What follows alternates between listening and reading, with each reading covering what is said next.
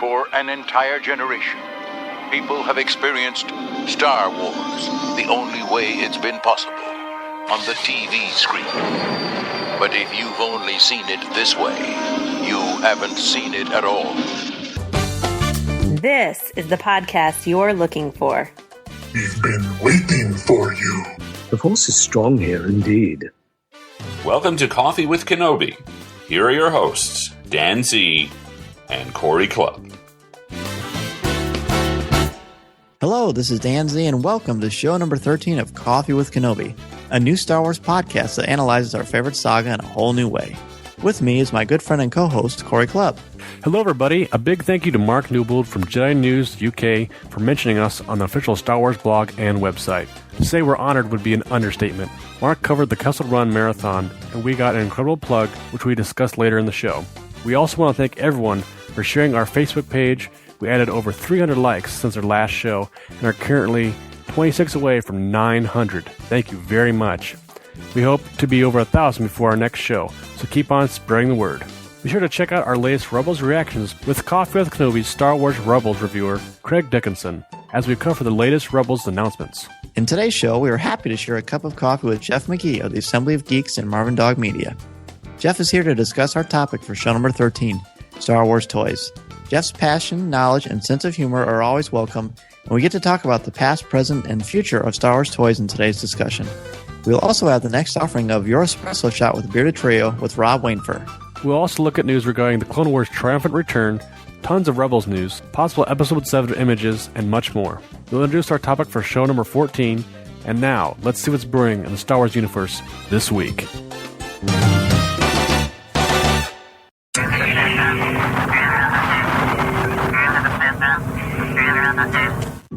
Oh, wait. This is interesting.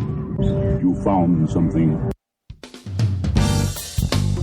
All right, Corey, quick question for you on our first news story. What are you doing on March 7th, 2014? Well, I thought about taking a nap and then possibly, riding a bike or swimming or something like that. But that sounds very healthy. You know what else might be healthy and really exciting as well? How about the final season of the Clone Wars? What do you think? Absolutely, and it debuts on Netflix. This was announced, was it last week? Couple days ago they announced this, that they're going to bring the Lost Missions to Netflix. People are kind of have some mixed feelings about this.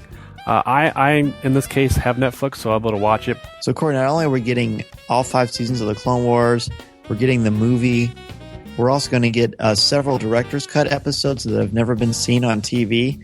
No word at this point if it's something that was on the Blu-rays or whatever. But the main thing is, of course, the 13-episode new seasons dubbed the Lost Missions. And when I saw this news, it was released on February 13th.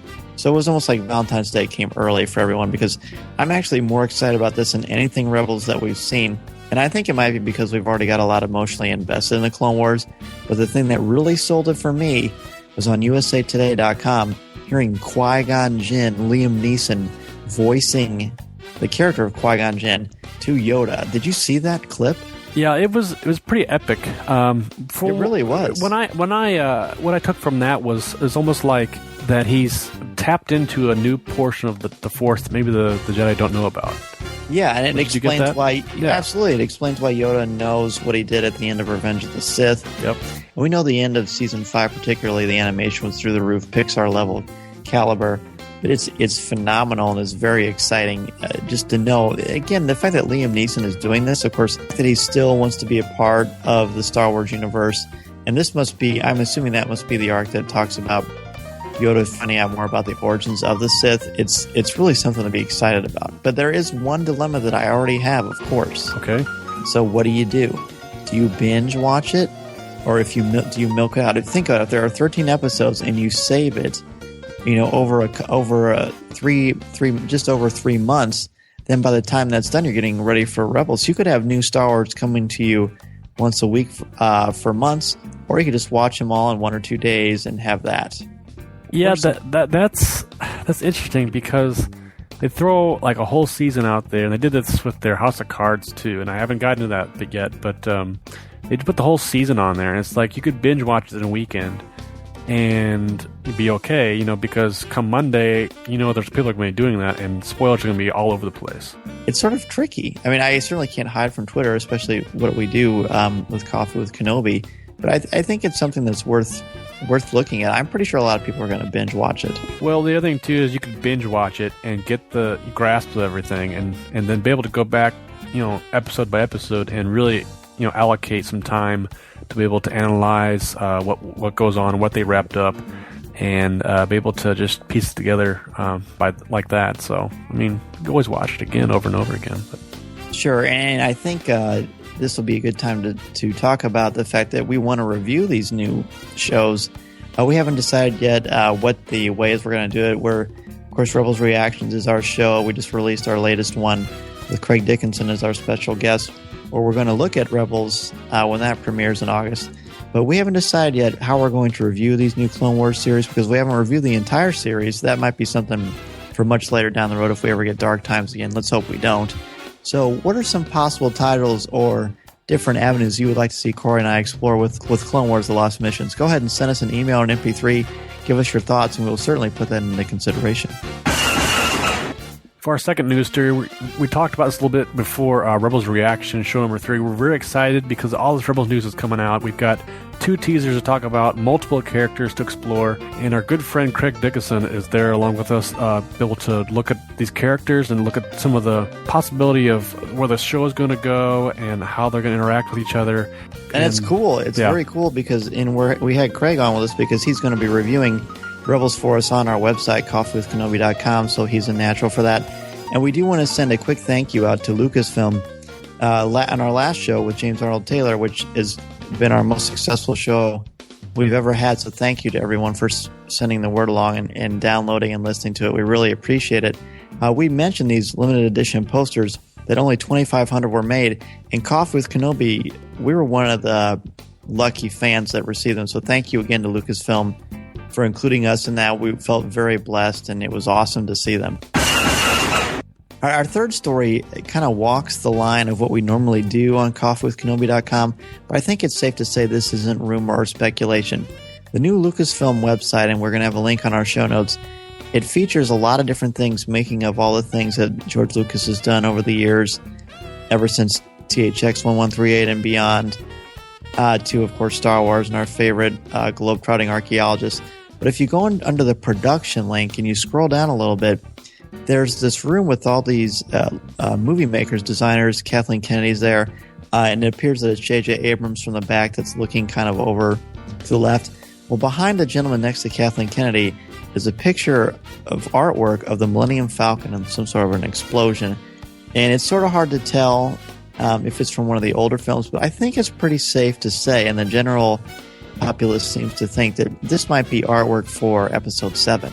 Yeah, and like you said, Dan, it's a fine line because on our show we don't want to speculate, but we do get excited about this kind of stuff and like to talk about it.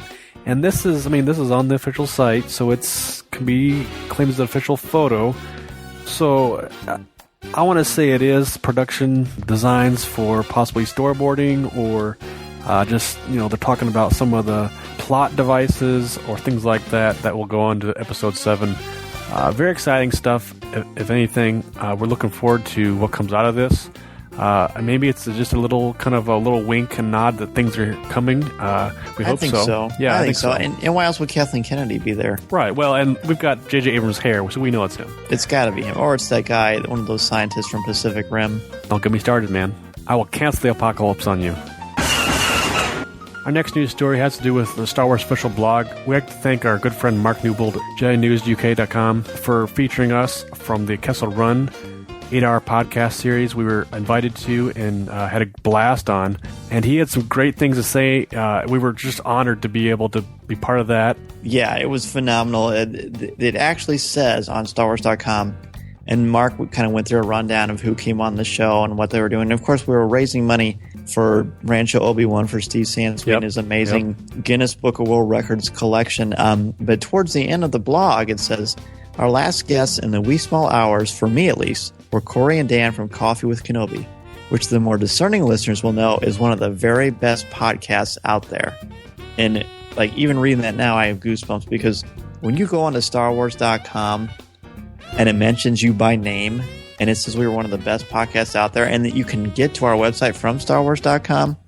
That was amazing and humbling and exciting. It was extremely cool. We were very excited. And thanks again to Mark for putting that generous plug in for us. We really appreciate it. I mean, it's awesome.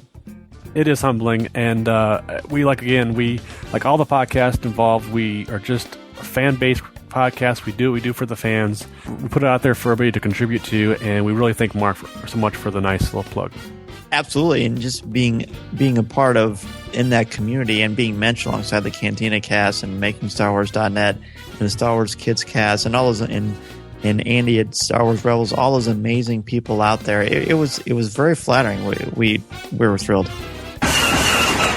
And now let's join Rob Wainfur as he pours your espresso shot with the Bearded Trio.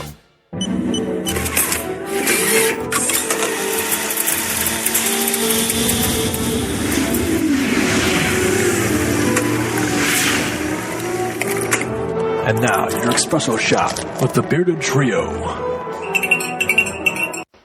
Hi everyone, welcome to another Espresso Shot with the Bearded Trio with me, Rob Wainfur. And let's get straight into it because we've got a lot of news for you, and mainly Jurassic World news. So let's play the T-Rex.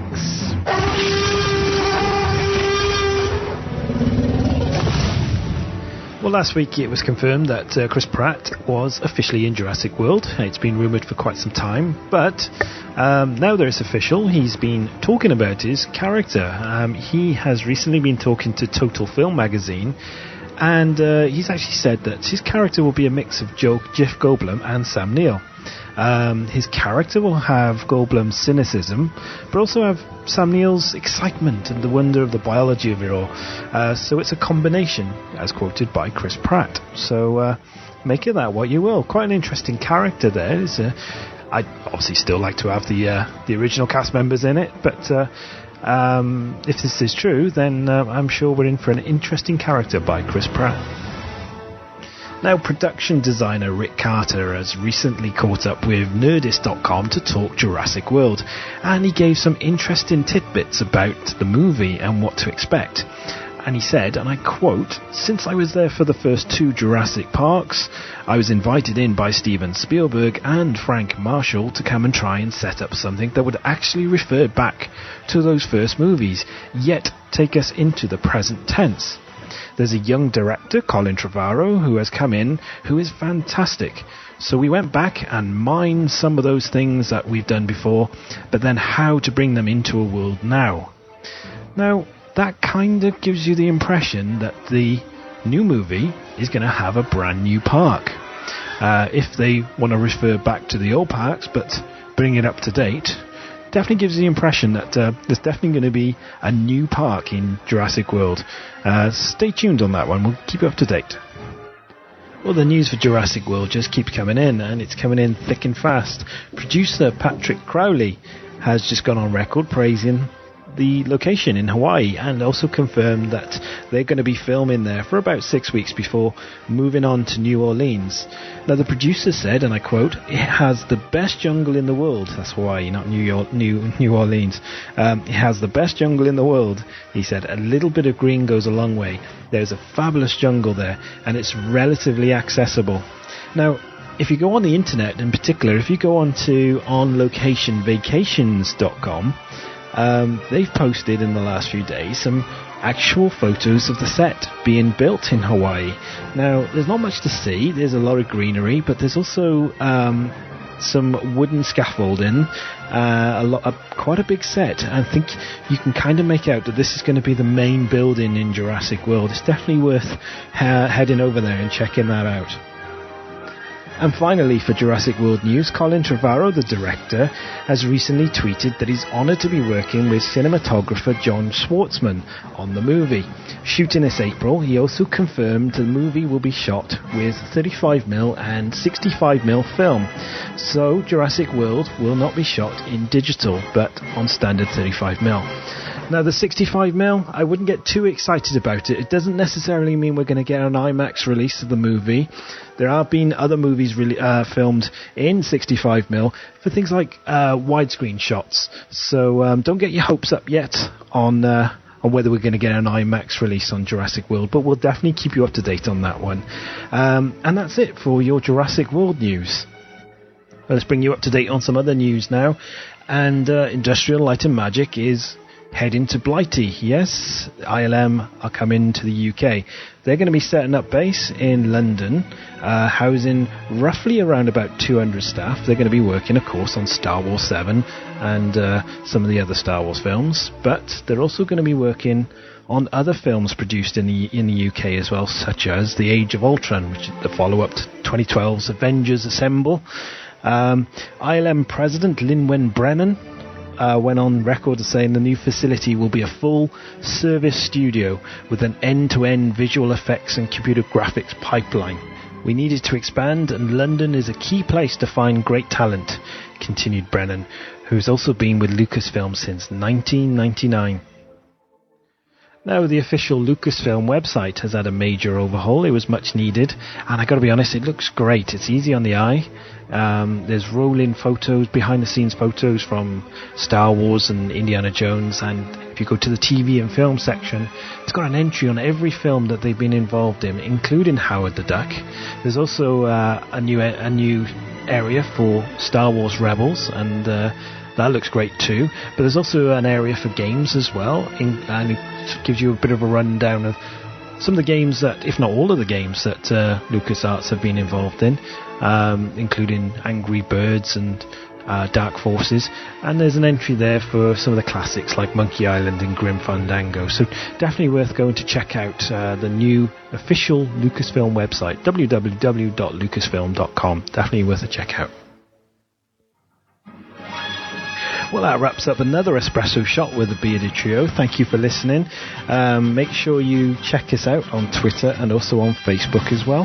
And check out the main site, thebeardedtrio.com. We update daily with all the latest news. And if you want to give any feedback, feel free to contact me, Rob at thebeardedtrio.com. Make sure you tune in next time, because I'm going to be running a competition where you can win a copy of the fantastic book, Rogue Leaders, the story of LucasArts. 256 glossy pages of concept artwork and behind-the-scenes shots, all the way from Ball Blazer, one of their first games as Lucasfilm games, through to Monkey Island, Indiana Jones, The Dig, all the way up to The Force Unleashed. It's a fantastic book, and I'll be giving a copy away and find out next time how you can win a copy. So that's it. As usual, I'll leave you with a scene, one of my favourite scenes from a Spielberg-directed movie. Until next time, thanks for listening. Goodbye. All you have to do is kill me, like they said you would. Except, you know your own future, which means you can change it if you want to. You still have a choice, Lord. Like I did.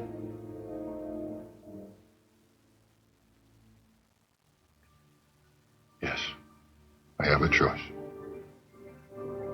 And I made it. Forgive me, John. Forgive me.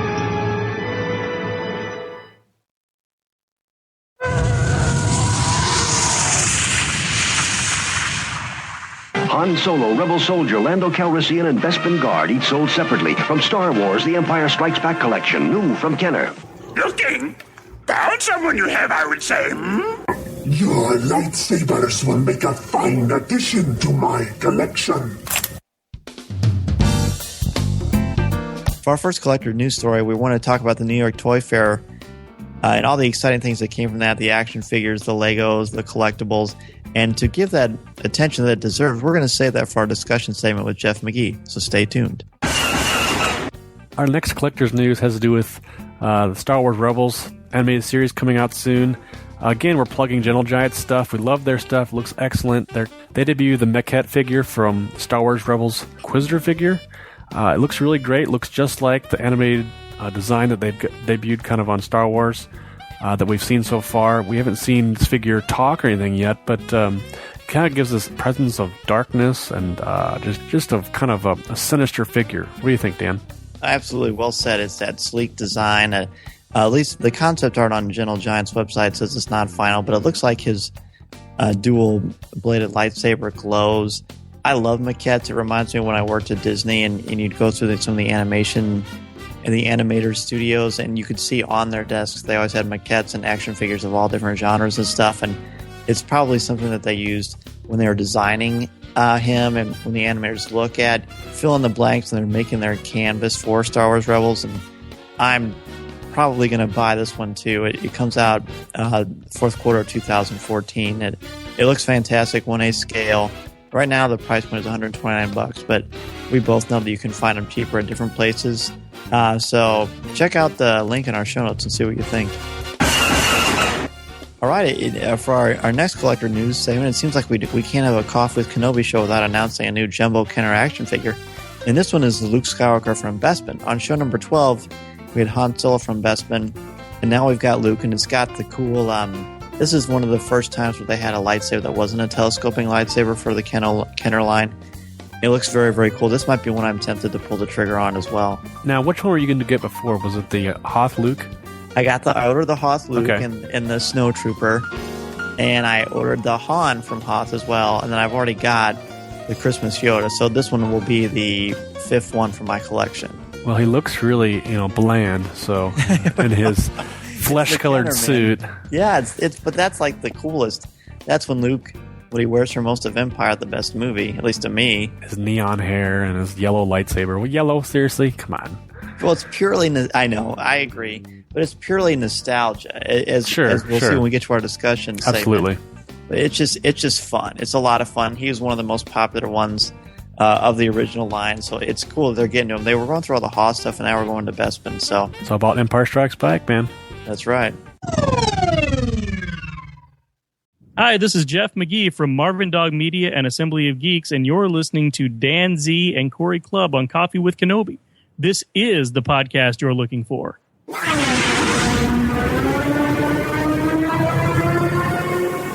Luke, you're going to find that many of the truths we cling to depend greatly on our own point of view. I must be allowed to speak.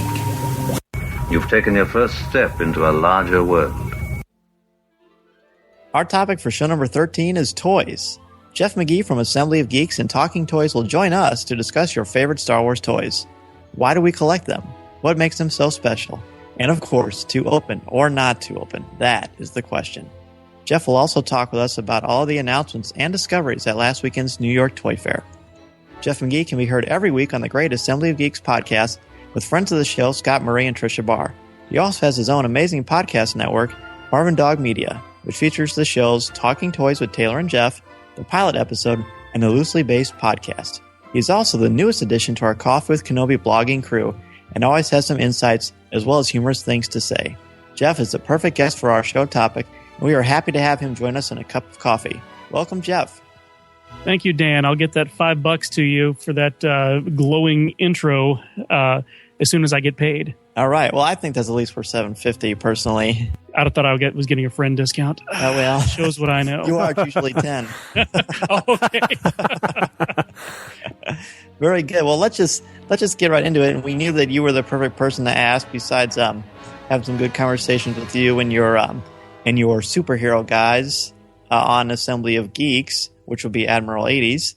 I know you have a great podcast, Talking Toys with Taylor and Jeff, and you've actually already talked a lot about Star Wars toys. And I don't remember or recall if you mentioned it. How did you start collecting Star Wars toys? Well, it all started when my brother took me to see The Empire Strikes Back in 1980. I have a history which I'll talk about in a couple of my first two blog entries. I have a history in my life of seeing the second film in a series first, and I think it all started with The Empire Strikes Back because I saw it first, and then I saw Star Wars. And the same thing happened when we first got a VCR. The first movie I rented was The Empire Strikes Back. And then I rented Star Wars. So it's just sort of a running theme in my life. My brother took me to see The Empire Strikes Back. I know I had been to the movies before then, but that's the first movie that I remember going to the theater, buying popcorn, sitting down, and the movie starting. That's my first memory of the theater. And so I remember going to Walmart with my mom a week or so later on a Saturday and picking up C-3PO on the Empire card. Oh, wow. And I have now I have a C-3PO on the card, on an Empire card that I bought several years ago just for that very reason, because this was where it all started. And I don't remember how I knew his name, but I knew that he was C-3PO and not R2-D2. And I couldn't explain it to my mom, but I just said, Mom, I just know. And so that's how I got started. And my mother was the queen of all enablers, and it just snowballed from there. I like that. My mom would get a kick out of that. Well, I don't know if you remember, but my very first figure was C-3PO as well, but it was on the Star Wars card. And now I don't have that. I wish I did. Well, and this is not the original one. This is just one, it's obviously one that I got back in like probably 98, 99, something like that. Right. But not the Power of the Force, the Kenner one, right? Right. Yeah. Exactly. Definitely. Well, we'll certainly be getting to that. Corey, why don't we'll just all kind of jump in on these. How did you, Corey, get into some of these collecting toys? Well, I don't collect as much as the average Joe of collecting Star Wars toys. And I was born in 82, so I was a late comer to the old Star Wars, I guess, 1977 original series and stuff. But I do remember playing with the original Star Wars figures. My cousin had them, so I didn't own them, but he owned them. And every time we went to his house, we would play with them, and I was just like fascinated by them. He had the Millennium Falcon and all that stuff. It was just huge and massive, and it was great. And nowadays, I don't really collect a whole lot of stuff. I do have a couple figures on card in my office here, and other than that, I don't do a whole bunch of stuff. I do some lightsaber hilts and stuff like that too, but nothing now. But it seems to be kind of a specialized thing with me, that if it's a cool character or it's something that's really unique, I will pick it up. I did have the I think it was the mail away Ghost of Obi-Wan Kenobi from the 90s. I had that for a while, and I don't know where it is now. So Corey's what those of us in the collecting community call normal. I don't know. I'm kind of weird sometimes. But when you and I actually we went out to Starbucks and did all that stuff to try to figure out what our podcast was going to be and what it was going to be about. I did corrupt you. Do you remember? I got you to buy a figure that day. You did. It was the Return of the Jedi Luke Skywalker cutscene from Sandstorm. Return of the Jedi. Yeah, that's Sandstorm. Right. Yeah. Ooh, those were hard to find too. Nice job. So cool. It's like I had my staff of raw headpiece ready to find it. There you go. Now I have a great story about that line, actually, if I can interrupt you. Go ahead. The only reason that I have those cutscene figures is because I was doing a play. I live in Louisville, Texas, which is a suburb of Dallas. I was doing a play in Fort Worth. I was coming home from a performance one night, and it was like 11 o'clock on a Saturday night. And I thought, I'm just going to stop at Walmart and do a toy run. I haven't done one in a while. They had just put out one of each of every one of those figures. Grabbed them all, took them up to the front. They weren't even in the system yet. The clerk had to take my word for the how much they cost, and so I could have gotten them for $5. Take your word for it. I was honest. Yeah, I was honest and everything, and so it was. But I did get them all. But I have yet to be able to find a second set to be able to open. And this is something we'll talk about. I see on our list of discussion topics that will come up later. That's right. Interesting. You've already given us a teaser I didn't expect. Very, very good. All right. Well, for me, it was like I said. I saw 3PO, and I thought he was somebody from Logan's Run, because I watched that TV show, which seems crazy, before I ever saw the film, because it was sold out a whole bunch of times. I covered this in my appearance on Assembly of Geeks. But after that, it was just I was very much my mom was an enabler as well, and it just took off from there. And then I had to get them all. And then every time I went to the store, if I had all the figures, I'd buy an extra Tusken Raider or a Jawa or a Stormtrooper, because I just love getting those figures. I was only ever allowed to buy one figure twice, and that was my Bespin Han Solo. And your favorite one, right? My favorite one, and that's because I broke the arm on mine. My brother tried to fix it, but he fixed it so that his arm was sticking straight out. He just glued it back on, so his arm was sticking straight out, so he could still fly the Falcon. But it made it hard to have any other sort of play scenarios with him with his arm was sticking out. You couldn't juggle, and that was just never mind. Exactly. That almost got weird. Yeah. So you couldn't jive with the ladies with just the one arm. Hey, ladies. No, nothing. Okay. With the lady, there was only one lady in the Star Wars. Well, I guess if you count my mom. Yeah. I guess more of a question for you guys to answer. I mean, why do we as fans collect? I think in my perspective, it's kind of like you guys kind of said. You had to get them all. It's kind of like it's. I don't want to say obsession, because it's not an obsession, but. In many ways, it kind of is. Well, it kind of is, but go ahead. It's a low-level addiction. It really is. Right. I did a couple of weeks ago on Super Bowl Sunday when we found out that Philip Seymour Hoffman had died tragically of a drug overdose. I did, I guess, sort of an audio blog. I was in my hotel room in outside of Chicago. I was there on a business trip during the snowpocalypse. Yes. And I was stuck there, and I was just thinking about addiction and how it affects us all in ways that we don't even realize.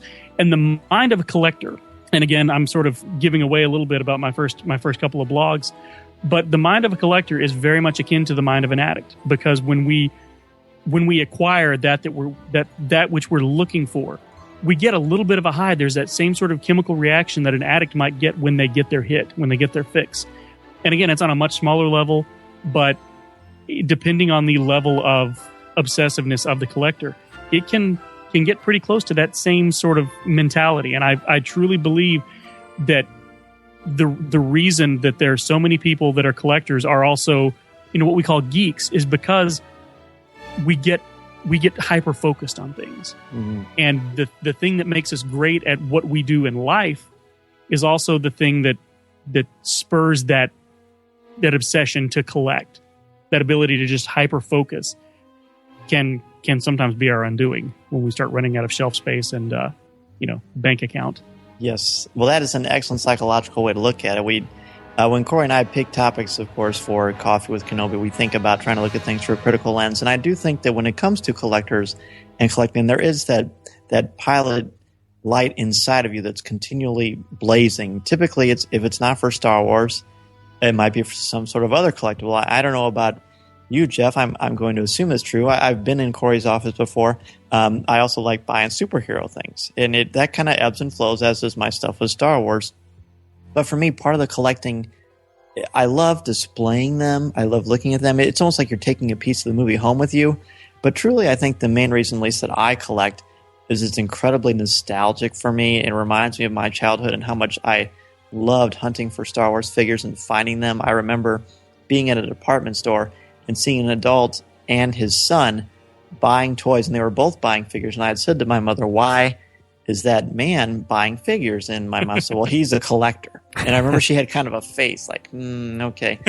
Little did she know what the joy of the fruit of her loins was going to do as he evolved. And my attic, again, attests to that, as I'm sure, Jeff, you probably have a ginormous collection as well. But it's almost like there's that primal fear, that primal drive in you to relive your childhood, but also to embrace it as an adult. Because that's one of the cool things about being a collector and why I like taking my boys out for Star Wars hunts. We got excited a year or two ago when they first had Star Wars lightsaber toothbrushes. The hilts looked like the real lightsabers, and they would light up for as long as you're supposed to brush your teeth.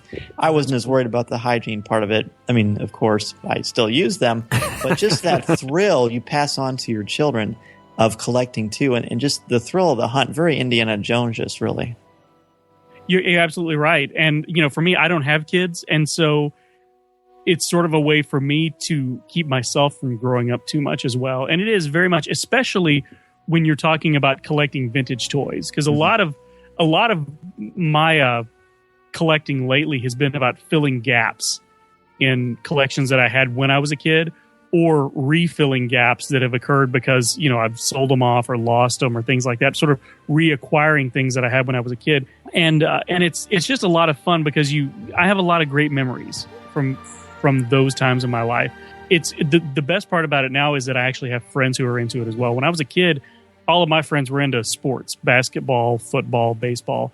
I liked that sort of stuff, but Star Wars was really my thing. If I had the internet back then, I would have felt a little more normal. Good point. Yeah, for me, I had friends that liked it, but I had one friend in particular who he didn't care if he threw his figures across the room or if he lost the guns to what particular figure they were, and that would drive me crazy. We're probably looking at maybe a small amount of OCD. Dr. Dre, let Minnie feel free to chime in, but goes back to that obsessive nature. Yeah, it's absolutely. Yeah. And it is that drive, that focus. It's that same drive and focus that led me academically to achieve all the things that I have, or just for Corey and I to build this podcast, or for you, Jeff, to build Marvin Dog Media and all the things that you've done in your life.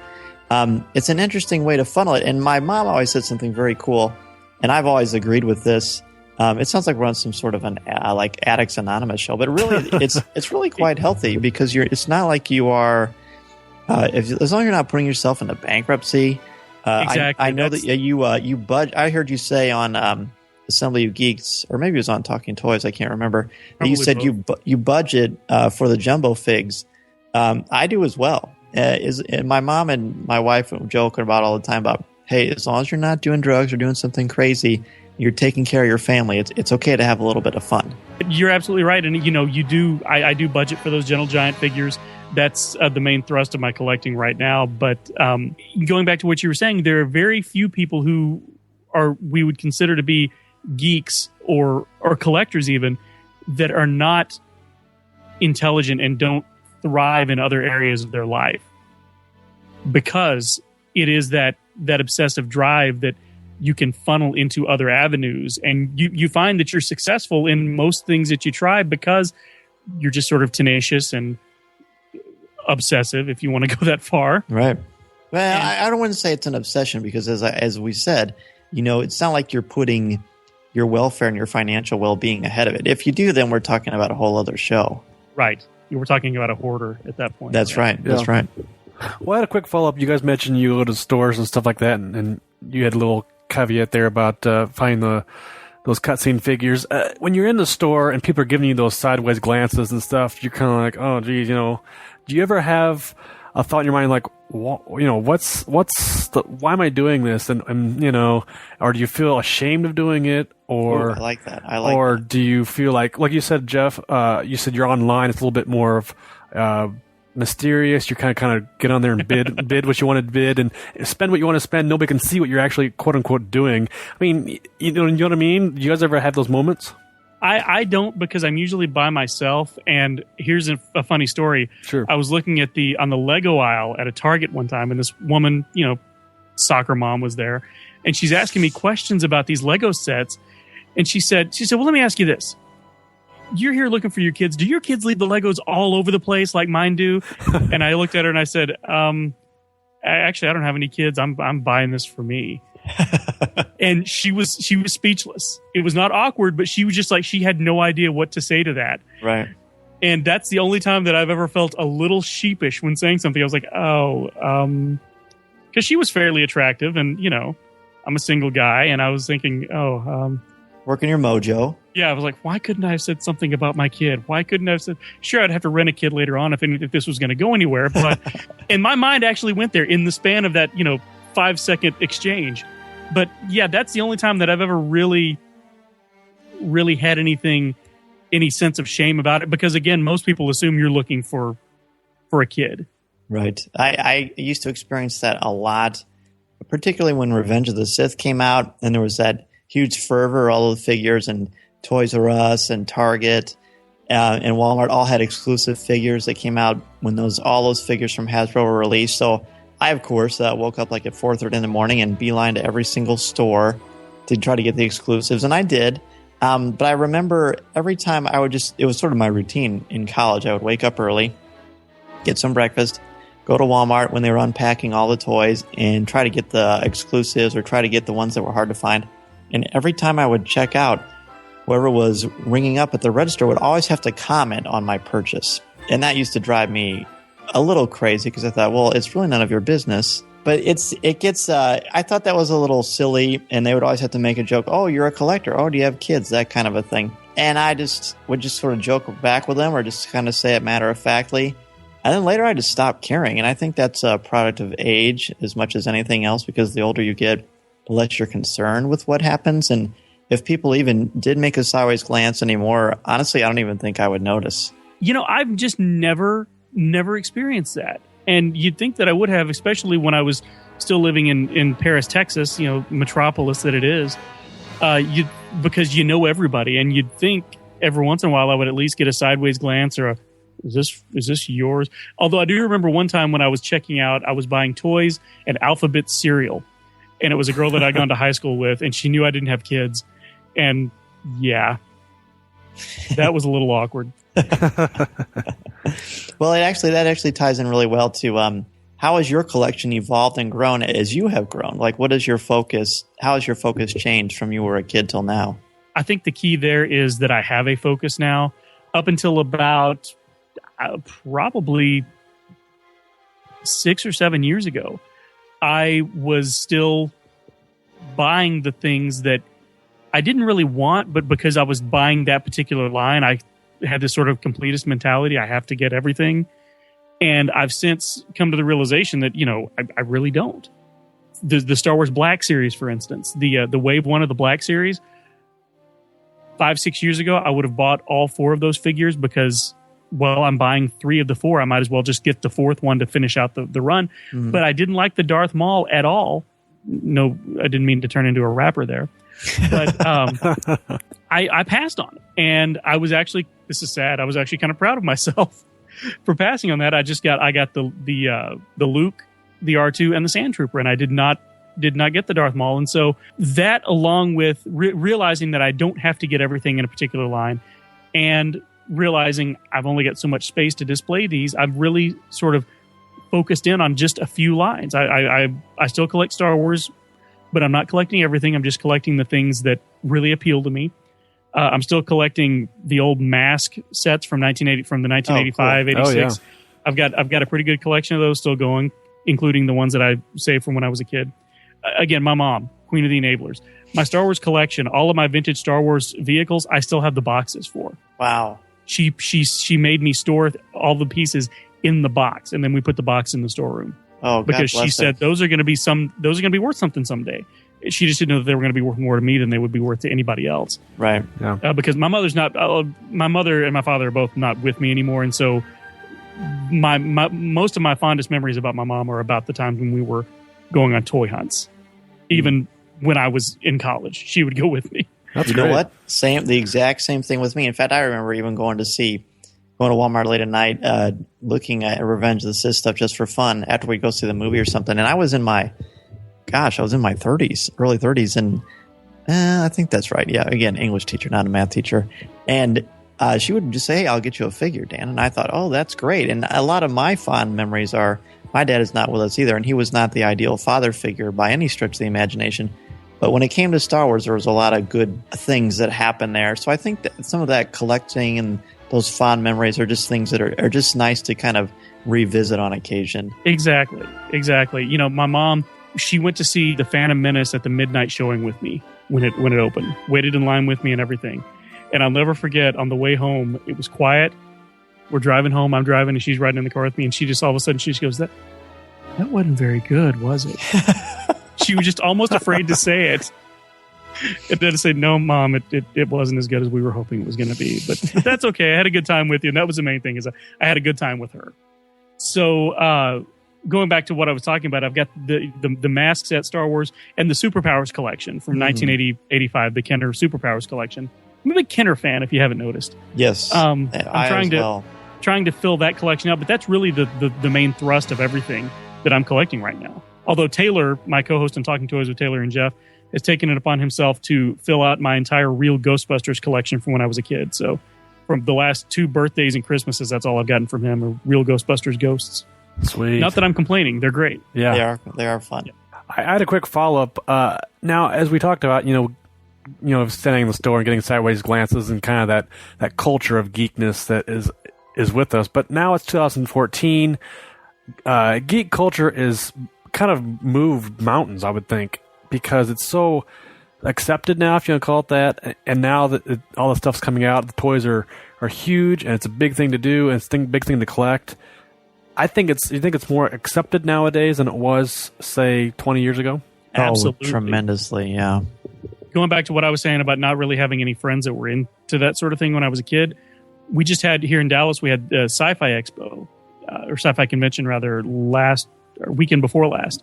And every time we have one of those, I'll see these kids walking around from, 8 years old up through, college years. And I'll see kids from all walks of life. I'll see kids that are obviously kind of jocks, and I'll see kids that are obviously kind of the nerdy science kids walking around, but they're walking around with their friends. And I'm just think back to when I was a kid, if I had access to people who were into it, how much more fun I would have had. And I'm just so thankful that today it is a little more accepted, and it's kind of a badge of honor in some circles, so that people who are into it don't have to feel like they don't have anybody to talk to about it. Right.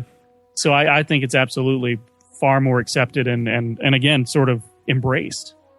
Yeah. Especially by Madison Avenue. They're marketing to us now. Well, I can honestly, it is definitely embraced. I can tell you now, this is my 8th year teaching. The difference between my 1st year teaching and my 8th year teaching, as far as what T-shirts the kids wear, what they talk about, what kind of pop cultural references stimulate their activity, their brain activity, it's geek culture. They are eating that up, and a lot of that is, of course, movies and marketing. And I think people are just more accepting of everything these days. And I think, Jeff, you mentioned that you didn't get the whole Black Series, Series 1, and you kind of limited yourself to what you get now. 3/4 of it. Yeah. But I mean, like, so what keeps fans coming back to Star Wars? Because toys are going to, I would assume, continue to come out for forever. Because we got the, the Rebels series coming out. There's a bunch of these cutscene things are coming out. They're keep releasing, brand new figures that are remodeled. And then we've got, of course, the new movies that are coming out and then the spin-off movies. What keeps us as fans coming back and getting Star Wars toys? The main thing is it's just such a great universe. George Lucas gave us such a rich universe to pull from that the possibilities are really almost limitless. And I think having the new media coming out, the new Rebel series, the new movies that are coming out is definitely going to help.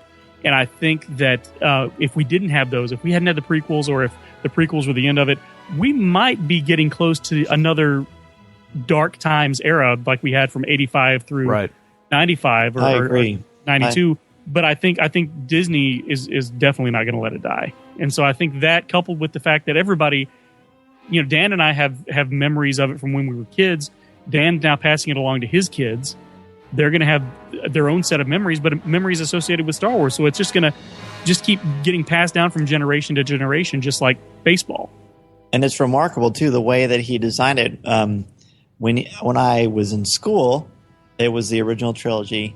And then when I started teaching, when I was student teaching, the kids thought the prequel trilogy was the greatest. And then a few years removed, a lot of the kids going through trick-or-treating and doing all those sort of Halloween things and just overall fun Star Wars things, it was all about the Clone Wars. So he is incredibly intelligent and savvy, and he keeps remarketing his brand every generation or so, and it just keeps the franchise alive. It's funny because I hear about a lot of kids these days, younger kids especially, that don't know that Star Wars started out as a movie. They know the Clone Wars. They think that's Star Wars. And they actually find Anakin appealing and intriguing and multi-layered because that's what they know from the TV show. I wanted to ask real quick, you guys. Now, starting with your beginning as you're collecting, when they come out with that 17th Han Solo from Bespin, do you still pick that up, or do you let that go? Actually, Jeff and I started to sort of talk about that a little bit this morning or last night. But I think that's kind of what stopped me from needing to get everything. What stopped me from getting everything that came out of the 3 3/4 inch clear line was when the McQuarrie figures came out. I think it was Brian's Toys. They had to collect one of every figure, and I paid a monthly fee, or whenever they came out, and they would just ship me just one of each one. And I got them, and I loved them. And the ones that weren't the McQuarrie figures, I started getting duplicates in, like the 18th Darth Vader with twitchy nostril or something ridiculous like that. And I just thought, okay, that's enough. And I go through my collection, and I see I've got 87 Chewbacca's. I'm sorry. That's good. Twitchy nostril just sounds like a band that I don't want to listen to. Yeah, they're a Seattle band from London. So that doesn't even make sense. So yeah, then I just thought, okay, that's enough. And they just ran out of new figures to produce. And sometimes the sculpts on the face, the paint job starts to get a little, I'm not going to say it was sloppy because it's not necessarily sloppy, but the craftsmanship isn't there. Now, this is also coming from a guy that loved the original Power of the Force line, and I love that Darth Vader and Han Solo and Luke Skywalker all had Arnold Schwarzenegger biceps. So it might just be, no, that's also something that got me back. It was when the Dark Times had lifted, the special edition was out, and then there were Star Wars figures to actually go to the store and buy, which had been a long time. So I was happy to scoop that up. But now when it comes to, I did buy the first 4 of the 6-inch Black Series because I was afraid I wouldn't be able to find them. So I just bought all 4 of them from Entertainment Earth. And then I thought, you know what? I'm doing on a case-by-case basis. The Slave Leia was out, and I actually posted a picture of a text from my wife that was and awesome. I over the weekend. That was very entertaining. I didn't want her. I thought she looked weird. I thought the legs were weird. It just was odd. I looked at Greedo. He didn't really do it for me. But I got Han Solo, and I want to get Boba Fett. And then I'm looking at these ones from New York Toy Fair, which we're going to talk about in a little bit. And I agree with you, Jeff. I think it's going to be more. It's much more of a case-by-case basis now. And honestly, there's only so much money that you can allocate towards something like that anyway. And shelf space, even the thing that I love. The thing that I love about the Gentle Giant figures is that I can hang them on the wall. Mm-hmm. If you've seen any pictures of my apartment, I need to post some new ones on Facebook. My walls are lined with them. Yeah, I saw that was pretty cool, and they're excellent too. The only one I have so far that is the Christmas Yoda, but I definitely have a few ordered that are coming down the pike. What are some of your very favorite Star Wars toys that you own, and what are some that you wish that you had? Sort of the ones that got away. What an original idea! The one that got away. Where have I heard that before? I don't know. It's a segment on Talking Toys with Taylor and Jeff. Oh, nice little plug. That's right. My very, very favorite toy of all time, which I've talked about ad nauseum, but I'm going to talk about it now so your listeners can learn, is the Bespin Han Solo from the Kenner line. I cannot explain why. That's my favorite interpretation of that character, and that is my favorite character. Therefore, that's my favorite figure. It's my favorite toy. I have one mint on card, unpunched. Wow. And I just pre-ordered the Gentle Giant Jumbo, so I'm probably going to display those together. Along with that, my favorite, other than that, my favorite vehicle is the Twin Pod Cloud Car. Don't judge me.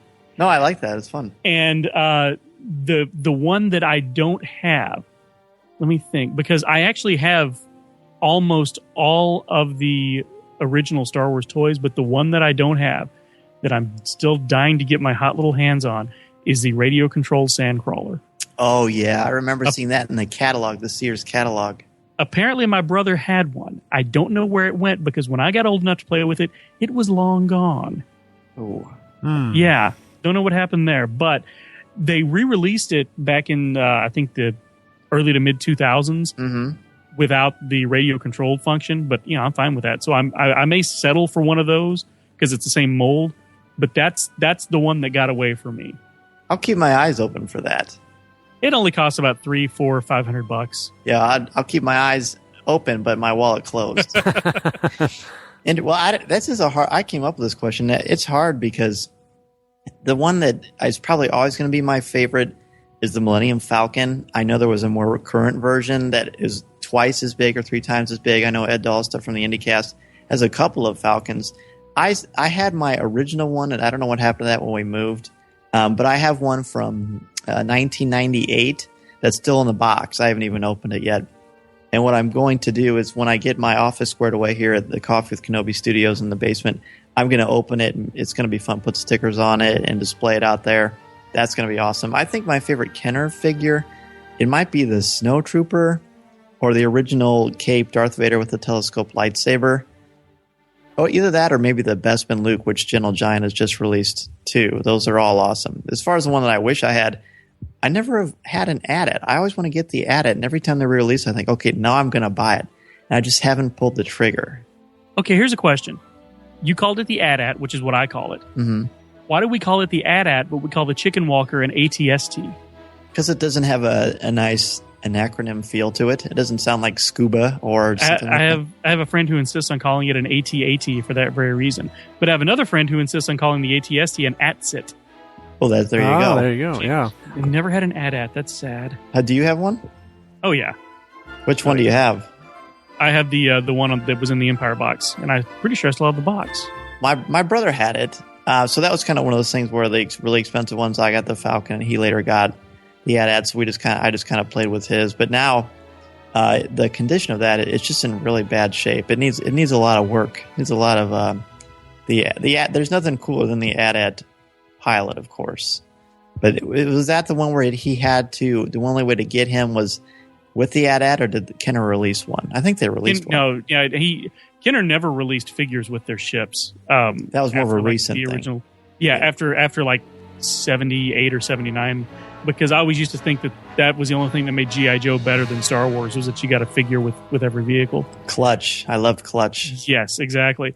And I will say this, I talk about how I had all these toys and everything. My family was not well off at all. My mother was a teacher. My dad worked at a auto parts store.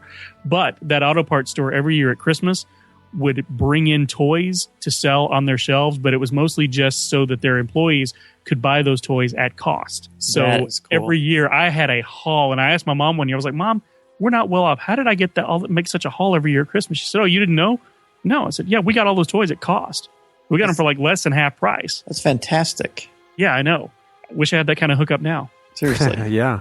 That'd be awesome. I will make you jealous, though. I do have the, maybe I won't make you jealous, but I have the original Death Star still. Oh, see, I never had that either. Everything that came out like on the Empire label, on the Star Wars label, it didn't get re-released. I don't have the Death Star, the Sandcrawler. The only reason I have the Cantina Adventure set, the Land of the Jawas, is because I bought them a few years ago at a con. It's pretty awesome. I'm looking forward to. I think I am missing some of the little trash that goes inside some of the foam, but that you can get that on eBay easily. Yeah. Did you say you're going on eBay to get trash? Is that what you just said? Well, my wife may see it that way. I think for me, for my favorite toys, I don't have very many. I do have the, like I said, the cutscene Luke from Return of the Jedi, that came out last year, and then I have the Expanded Universe Darth Malgus, which is pretty cool. Still in package and everything. Well, I do have 2 custom-made hilts. One I just recently got from JQ Sabers. They're across the pond there. They made a custom hilt. I contacted them, and they were really awesome. They basically let me design what I wanted and give me a price for it and give me a nice little discount, and it was really cool. So I'm going to post a review on our website pretty soon what that looks like, and it looks really great. So is that the one you showed me? No, it's a new one. Oh, cool. I know. But, very cool. Yeah, and I guess the one that got away, I was helping Dan unload some of his cash from his grandma's house, and he had the Ralph McQuarrie figures, and those look excellent. So I'll have to find those somewhere. You can get those fairly inexpensively now. They're pretty easy to find. Brian's Toys has a lot of them. Mm-hmm. That's where I got mine. I've got the Han Solo and the I believe I've got General McQuarrie as well. Yeah, I think those look great. I think those look cool, and I think the General Giant's got the miniaturettes of them, like a maquette of it. Well, it was like maybe it was a bust.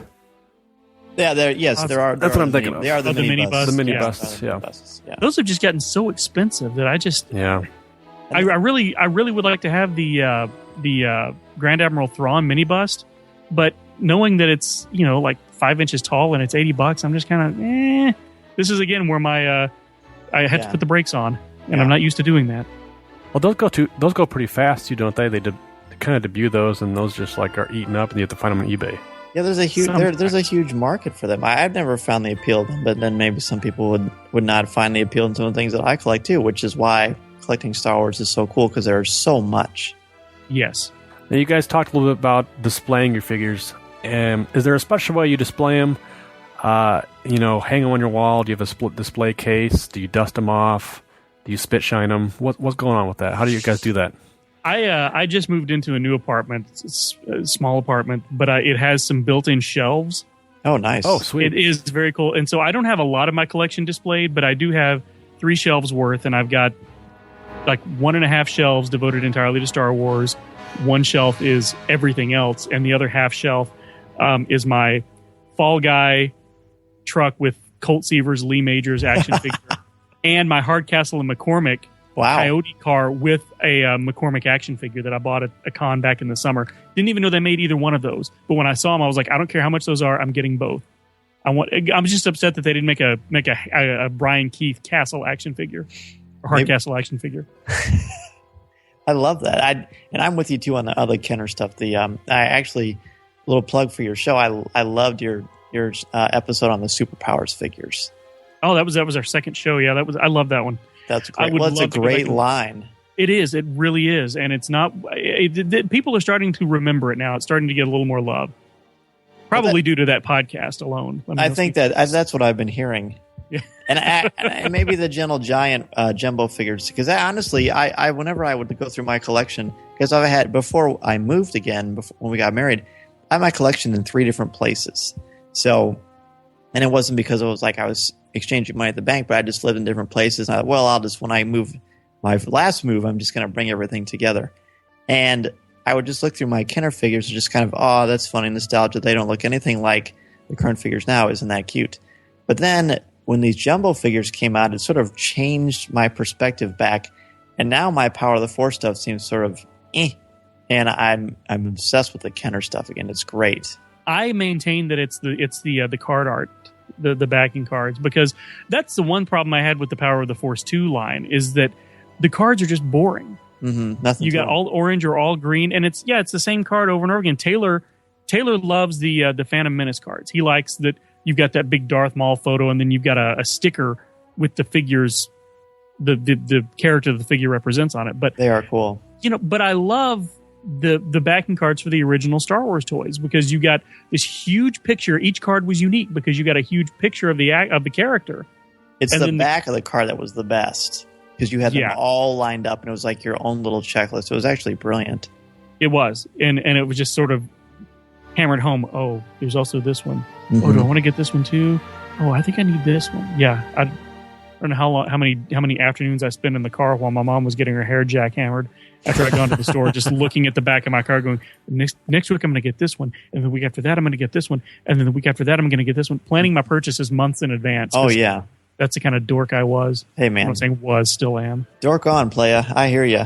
Because I remember seeing people with carrying the backs of the cards around, and they put an X by the figures that they had, and that always bothered me. How could they desecrate these cards and write on them? Then again, I'm the only English teacher I know who doesn't write in his books and annotate them. So, different strokes for different folks. Yeah. So here's the big question.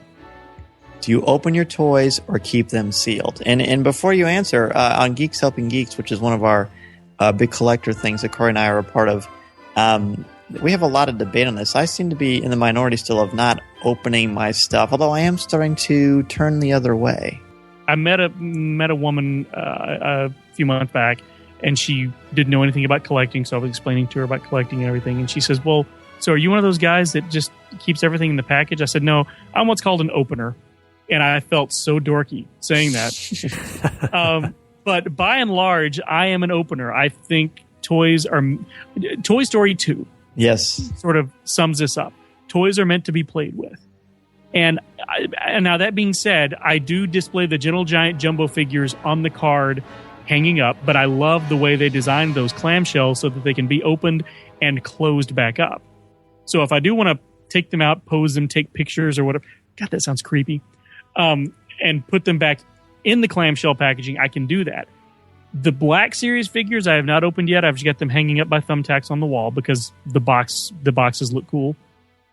But I do have quite a few that are still on the card, but that's really only because I don't have a place to display them, and I'd rather just wait as long as possible before I break that seal. So I understand not opening, and I do still have my cutscene figures unopened because, again, I love the card art on them. And I wish that those are some of the few figures that I wish I could find a second set to be openers. But I do, by and large, open them to display them, and I think that we should open them. See, the only reason that I am typically reluctant to open them is when I do, and maybe this is again flashback to being a kid, I hate years down the road trying to figure out what accessories go to what person, and then when you display them, they're always falling down. I just think they look more pristine and museum-like in the package, and they're just easier to display and easier to store. But again, one of the things I liked about the 6-inch Black Series is you can open them, taking them out of the box, pose them or whatever, and then you can put them back in, and no one will be the wiser. So it's very much something that it's something very. It's a different way to look at it. I'm certainly not opposed to playing with them, and in fact, that's so much fun. Now, when it comes to statues and maquettes and things like that, I of course open those and display them, but they're always going to be posed the exact same way. Man, talk about OCD. Right. This has become a therapy session. And that's a good point. Opening them and putting them back in. And as far as how you display them, I don't have them anymore, but I used to have these shelves from IKEA called Detolf shelves. Glass casing all around. And the problem is there were only 4 shelves, and they were like 12 inches high. So it would be great if you were displaying the jumbo figures or the 12-inch, I shudder to use this term, dolls that they sold up until just a few years ago. But the website, I'm not even sure if it's still in existence, called collectingwarehouse.com, had action figure stairs. Oh, cool! Clear plexiglass looking stairs that I would put on each shelf, and they went up 4 high, and I got a bunch of action figure stands, and I had all of the figures. At one point, I had all of my vintage Star Wars figures displayed in the order that they were shown on the back of the 92 figure card back. That is cool. I went so far as to keep them, not necessarily in the order on the card, but in the order that I found them. So I could try to keep sort of a memory box in my own mind of when I got them and what I was doing when I picked them up. I tried to make it into sort of an event.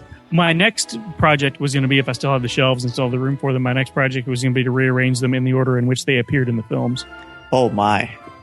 Wow. See, we definitely, Corey, are you disturbed now? No, I'm not disturbed at all. That's cool. Oh, man. Thank you, Corey. No, it's good. I'm glad. Heck, one of the main things I love about Star Wars is collecting the toys. That's, of course, the movie and the mythology. And of course, our podcast delves into that all the time. But there's so much joy that comes out of these figures, which leads perfectly into the New York Toy Fair. So we, as a lot of our listeners know and Star Wars fans know, the New York Toy Fair was last weekend. And there are all kinds of websites. Jedi News UK and Justin and Mark were right on top of that. Had a lot of amazing things to display and to show for us. And before this was on, Corey and I asked Jeff to kind of look through some of the Toy Fair gatherings and happenings in New York, which was a redundant question because he's already on top of that. But what are some things that stood out for you guys when it came to this? Well, first off, we haven't really talked about the Lego sets, and that I failed to mention that. That has been what I've been, other than the Gentle Giant, I've been sort of building up my Lego collection because I love putting them together. And I think Lego is really where it's at right now for a lot of collectors. I just ordered the Jabba sail barge and looking forward to putting that together. And I was very excited by the Tatooine set that they announced. Did you guys see that? I did. That's awesome. It's basically Mos Eisley, the whole town. You get a land speeder, you get Han and Greedo sitting in the cantina. You get the cantina band. So I'm very excited about that. But the Star Wars Rebels figures, I love. I do too. Freaking love these things, and I'll tell you why. Really? They remind me of the figures from the Droids line from 1985. Oh, I could see that. They've got sort of the flatter paint job and more primary and brighter colors, and they just look very cartoony, and I love it. That's the neat thing too, and we Corey and I talked about this on our last episode of Rebels Reactions, which is available for download now. But innocent plug, but they have the way that they've designed these. It looks very much like they've come out of the TV screen or off of your iPad when you're watching on Netflix, and right into your hands. It's extremely cool the way they look like neat detailed action figures, but they still got the element of cartoon. Now, my gosh. The Inquisitor? Yeah, I almost said the Instigator. That's Seinfeld. Yeah, the Inquisitor, he looks really menacing. There's not much cartoon going on with him. But then you look at, did you see the sculpt for the Stormtrooper? It kind of looks like on the left and right side on his cheeks, he's got like tusks. It does, and it looks very cartoony, and that's why. That's not from Rebels, though, is it? I guess it is. It's like higher cheekbones. Yeah, exactly. Like this is the model version of the Storm, but yeah, you're absolutely right, and it differentiates it from the Stormtrooper that you're going to get in the regular regular line. Yeah, that's right. And again, that's that influence from McQuarrie, and they've really, I think it's even more apparent there than anywhere. It's also interesting, and I'm a little torn on this, maybe not so much, because as Pablo Hidalgo has pointed out on Twitter, this has been going on for years and years. My goodness, ever since Boba Fett. But look at, we've got an Imperial named Callus, who I'd never heard of, and Lucasfilm hasn't officially come out and introduced him yet, but he's a pretty cool looking figure. Yeah, he's got that football helmet without the face mask on. Yeah, like a kicker. Yeah. And it sort of comes down a little bit halfway to his cheek. Sort of gladiatorial. Very much so. And it's a very unique weapon. It almost looks like a sort of a miniature jackhammer / drill. If you look at his mask again, it's like a negative of Boba Fett's mask. Oh, interesting. It really kind of is. Yeah, you're absolutely right. Sounds like a graphic designer. I don't know if that plays into it or not, but yeah, could be. And then they've got, at least all of us are looking on the Star Wars blog, but they have different pictures of the Inquisitor here, and I think they're all the same figure. They're all the 3.75-inch figure, and it looks like they're making bigger versions of them as well. I think those are the. Do you remember when they put out the Anakin Skywalker figure and the Clone Trooper figure a year or so ago that looked like shampoo bottles? Yes, and I fear that's what those are. I think you're that's probably what those right. are. I wish they'd put shampoo in them. It would be a little easier to take. Because I didn't enjoy those as well. No, not at all. I don't know anybody who did. And then it's interesting, Kanan and then Ezra, they both look like what we've seen on USA Today and TVGuide.com, but Ezra really looks like a little kid. Like it really looks like it almost looks like something from Ben 10. He's the one who he and Chopper, the little droid, are the ones that remind me the most of the Droids action figure line. Right. And I've got that on the brain because I bought at the con last couple of weeks ago, I bought a Droids R2-D2 in the best shape I've ever seen one in. So that's why it's on my mind, but I'm very excited about it. You're seeing that as a positive, because I can see where people would go either way on that. I think that makes it cool. I think it makes it. I like it because it makes it different. This is not the Star Wars trilogy or the original trilogy or the prequel trilogy. This is Rebels. This is just like droids and Ewoks, and a lot of people don't like those figures, but I freaking love them. And so, yeah, this is just more of the same for me, and I'm all for it. That's pretty cool. They've got the Black Series too. The next set of those has got Obi-Wan Kenobi, and we talked about the Stormtrooper, and he looks a lot different than the one we just described a little bit. He's a lot more detailed. Obviously 6-inch. But his head, the helmet looks a little wide to me. Does it not to you guys? It looks a little wide. It's hard to tell. It's hard to tell in this image, although it's a high res image. It's not bad. It kind of looks weird around the ear section. Is that what you're talking about? Well, the whole thing, it looks wide. That's the best way I can describe it. Yeah, it looks wide to me. I agree.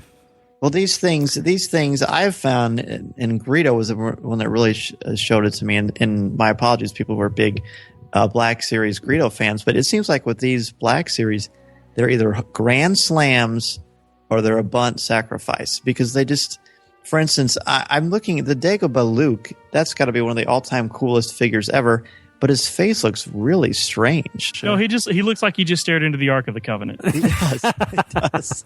Yes, where he got run over with Mr. Bill. Yes. Oh no! And then Chewbacca looks cool, but his face, I don't know. What do you think of? I love the everything about it except for he's a butterface. He looks a little cross-eyed. He does. He's kind of a 20-footer. Good from afar, but far from good. The home run of this entire series, the Jedi Luke, it looks fantastic. He has two shirts, but the Vader with removable helmet. Oh my goodness, that is phenomenal. Yeah, that looks like a statue to me. It really does. It looks like they're trying to go for the Hayden look, doesn't it? Oh, because they call it Episode 6, but he does. He looks. It looks freshly burned, like it did at the end of Episode 3. It really is statue quality. It's phenomenal. And can we just talk about what a cop-out the Sand Trooper is? Yes, why? Yeah, I was going to say that Sand too. Trooper? Yeah. They double-dipped on the Sand Trooper, except this time we just get a black shoulder pauldron. Yeah, and that's something I would have fallen for when I was a kid, but now it's just, they've got so many figures they have not released, I don't see why they're doing that. And the only thing I can think of is that was, I think, the most popular one in the first wave. Oh, really? The Sand Trooper. Yeah, that seemed to be the one that the most people were saying, I can't find this one. So let's just give it to him again, only not as good. Exactly. Yeah, maybe. Now I am excited that they are doing, I'm not sure how they are listing it, but they've got deluxe versions of the Black Series. Oh, the speeder bike. The speeder bike. Yeah. That is phenomenal. So excited. What about Jabba? And it's only going to be like $40. Jabba looks really cool, but I'm confused about why they're just releasing Jabba by himself. Well, because that seems like it would be primed to come with like a set, or at least with Salacious Crumb. Well, they did say that the San Diego Comic-Con exclusive is going to be Jabba, but with the Dias and Salacious Crumb.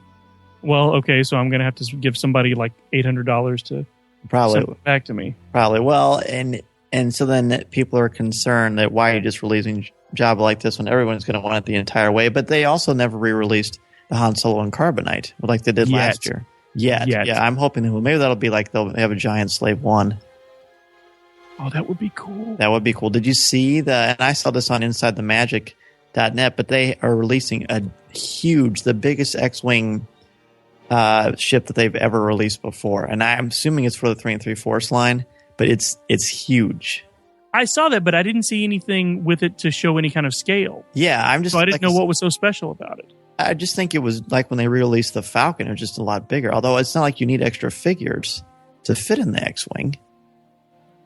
Right. So but if they're making it actually to scale, maybe to scale with the figures.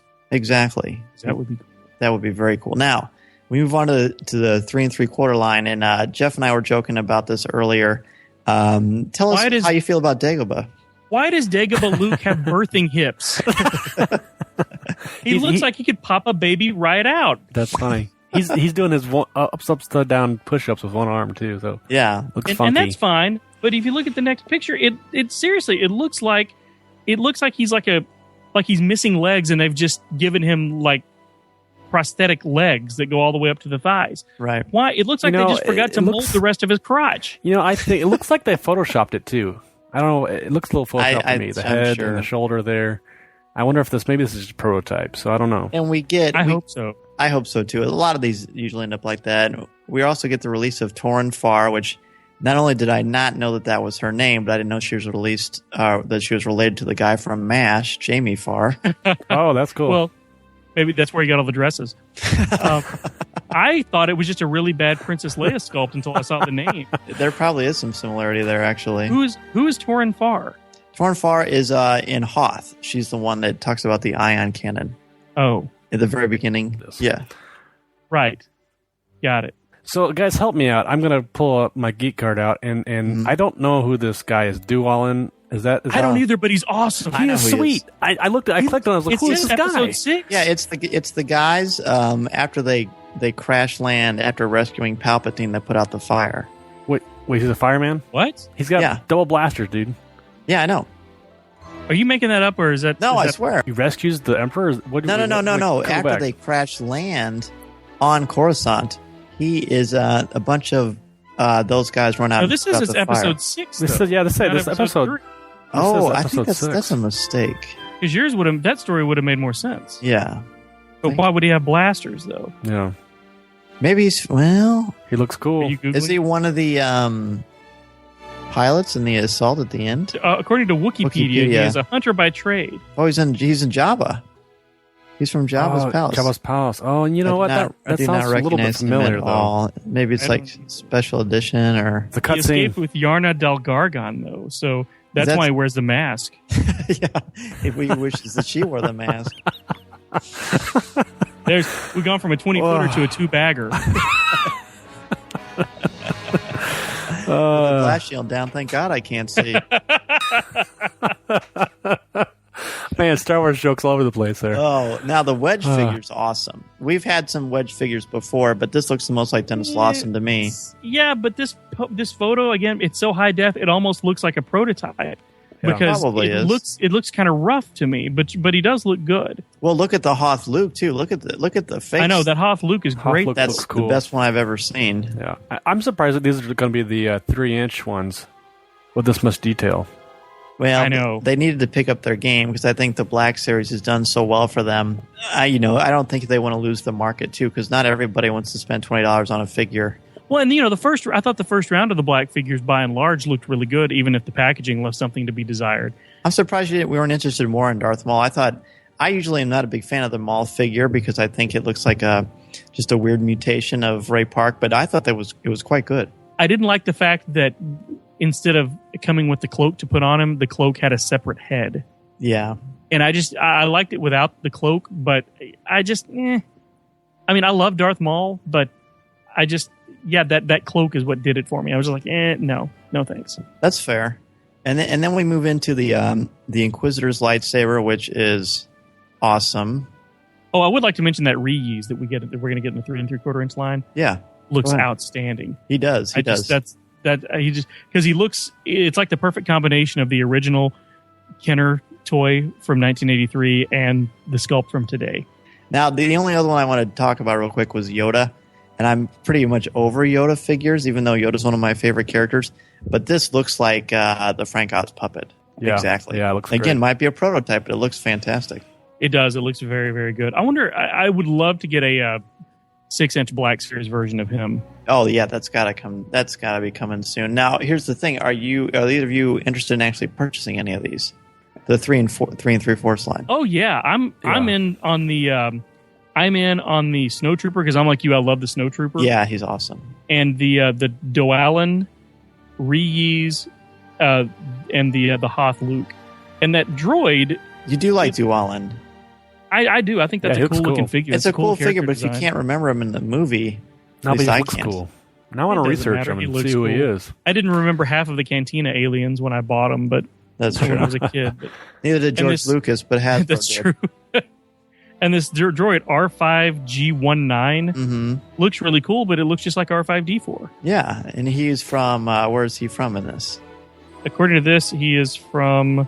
Doesn't say. Yeah, looks really clean. Looks like Cloud City, maybe. I'm guessing it's probably episode 6, but who knows? I was way off on the other one. Looks like Chopper. It does happen. Yeah, and Vader looks great, too. Talk about, we already joked around earlier about Vader, but this was a nice looking figure, too. It really is, yeah. I think I'm actually pretty excited about these. So, Jeff, it's been really fun having you on, talking about all these great Star Wars toys, past, present, and future. But you've got some exciting things going on in your neck of the woods, too, in your world of Endor as well. So can you tell us a little bit about Assembly of Geeks and Marvin Dog Media?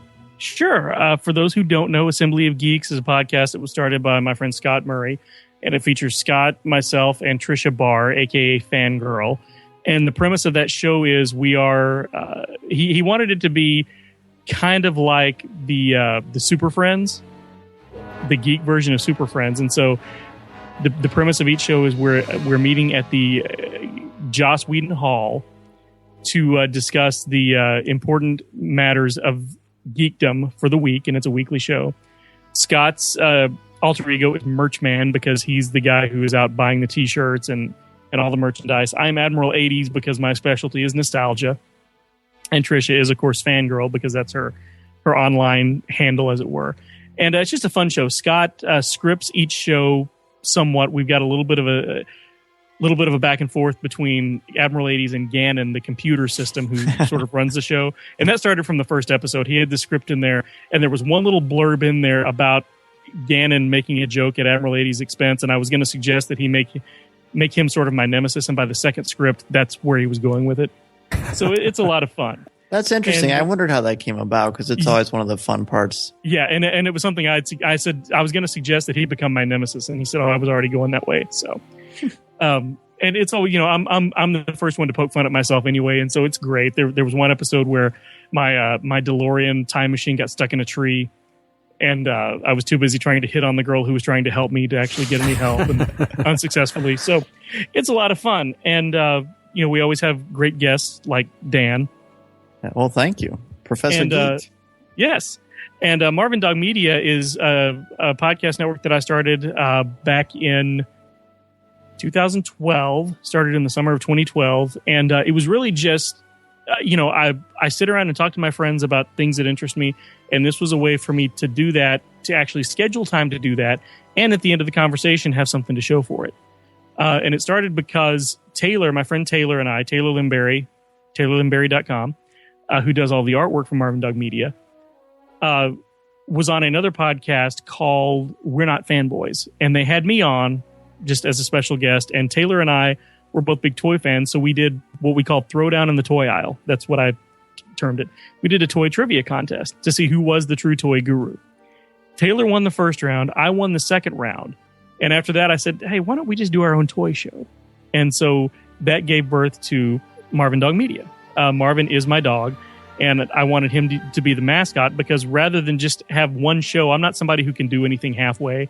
So I thought rather than have one show, I'm going to have 3. I'm going to have an entire network.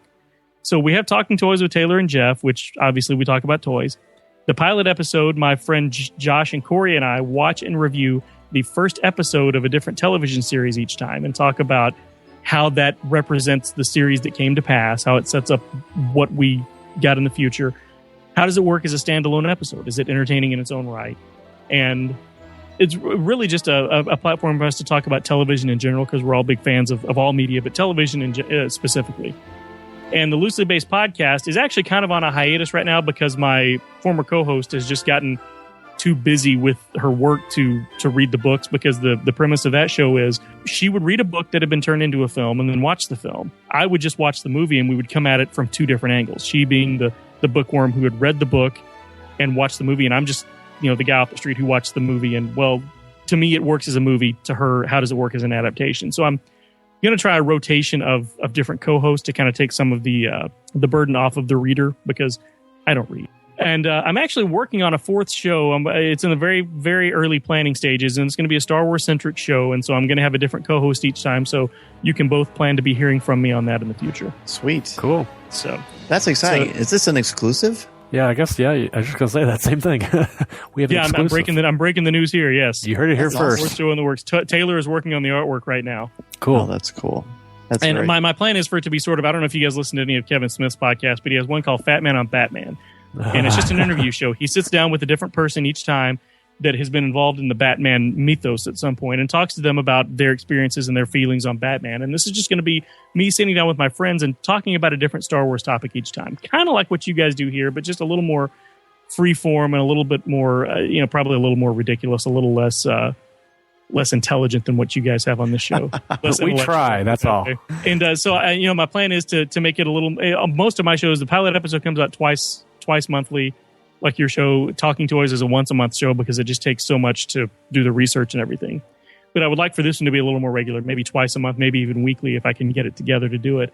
That'd be it's awesome. just a conversation show. Just I'm sitting down with a friend saying, we're going to talk about our favorite Star Wars toys, or we're going to talk about how women are viewed in the Star Wars universe, or we're going to talk about, were the Gamorrean guards really mistreated, or were they okay with their station in life? Just things like that, silly things like that. So it's still in the very early planning stages, so we're still a few months away from actually launching it, and I'm still working on titles. So I welcome any suggestions anybody has. Where can people get in contact with you? People can email me at marvindogmedia.com. They can also email me through the blog that I'm about to start writing called The Caffeinated Collector on Coffee with Kenobi, and that address is jeffm@coffeewithkenobi.com. And Assembly of Geeks you can find on assemblyofgeeks.com or through iTunes, Stitcher, any podcatcher. And Marvin Dog Media is at marvindogmedia.com, all one word. All three shows are on there. We're also on iTunes, Stitcher, any podcatchers. And if you really just can't find it, just call me up and I'll talk to you for a couple of hours every week. Very cool. Free of charge. I didn't say that. Well, that's true. That's true. $5, right?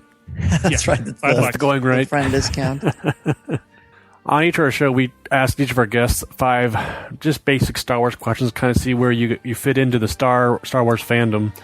And the first question is, what is your favorite Star Wars movie? Empire Strikes Back. Who is your favorite character? Han Solo. Well, duh. Anybody who's ever heard knows that one. Exactly. Favorite line of dialogue or film moment? That is going to be a tie between Han Solo looking at Chewbacca and saying, "Laugh it up, fuzzball," because when I saw that in the theater the first time, I told you my brother took me when I was 3.5, 4 years old. He said that line. I laughed for so long that my brother got annoyed and was like, "Would you just give it a rest? It wasn't that funny."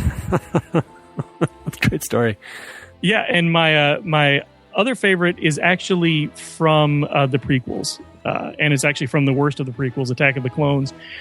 When Anakin comes back to Tatooine and walks up to Watto, when Watto realizes who he's talking to, and he says, "Annie," I don't know how they did it, but they animated that realization on Watto's face so beautifully, so perfectly, so realistically that I bought it. And that is one of my 2 favorite moments in the trilogy. Wow. Well, it's good to see the prequel getting some prequel love. That's actually cool to hear. One thing they did right, yeah.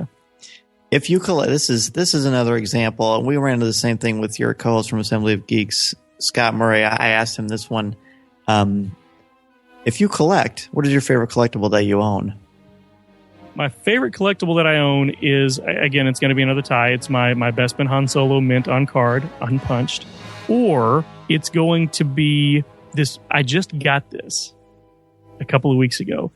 It's a Star Wars record tote from 1982.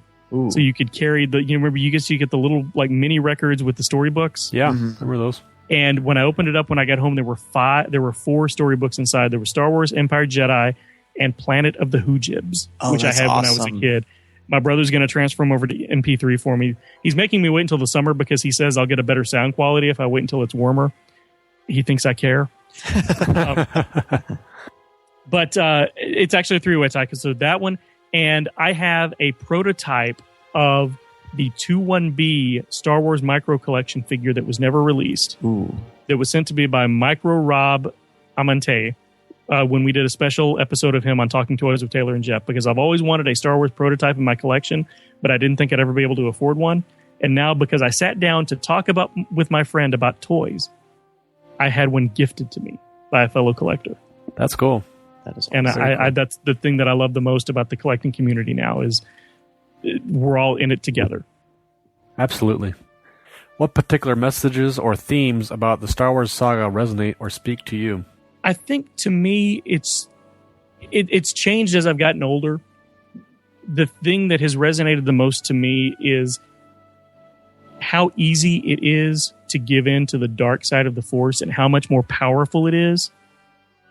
Just to the layman as a general rule, but it's a much more fulfilling life to follow the light side of the Force, and it's just a perfect example of just living your life.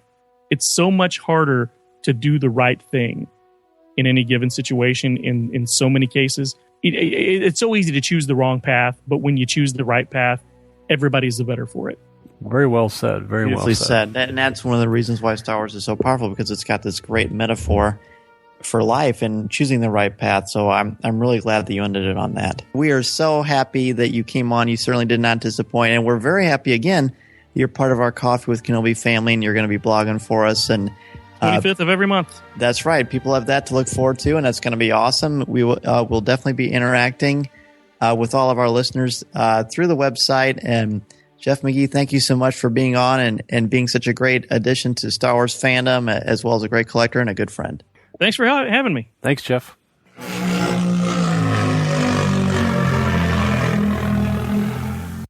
Our topic for show number 14 is the rise, fall, and redemption of Darth Vader. He's arguably the most popular fictional villain of all time. What draws us to him after all these years? Is he a true villain, a tragic hero, or something more? Is he just a weapon for Emperor Palpatine, or is he more than that? Be sure to send in your thoughts, comments, or an MP3 to feedback@coffeewithkenobi.com. Joining us on this powerful topic is none other than Full of Sith's Mike Pilot. Mike has been a friend of our show since the beginning, as well as the biggest Darth Vader fan we know, and we can't wait to share a cup of coffee with him. Absolutely. Mike is a great guy, and we'd love to hear his passion for this character. If you're going to have a podcast talking about Darth Vader, you might as well have the rock star of Star Wars podcasting, Mike Pilot, to be on.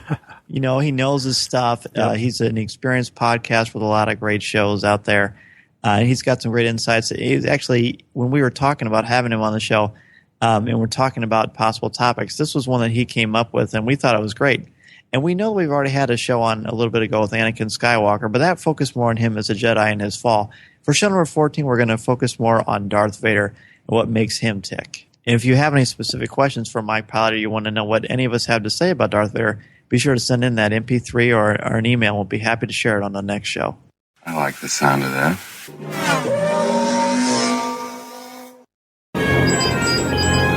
Echo 3 to Echo 7. Ano, buddy, do you read me? I saw part of the message. I seem to have found it.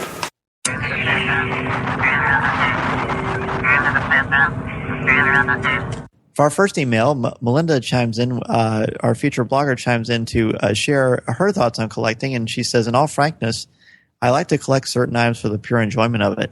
The goofier looking something is, the more I like it, and I'm more apt to add it to my collection. If something can make me chuckle or outright laugh, and it's Star Wars related, and I can afford it, I know it's calling out to me. And as far as opening the packages, and she put this in all bold and caps, yes, open the darn packages.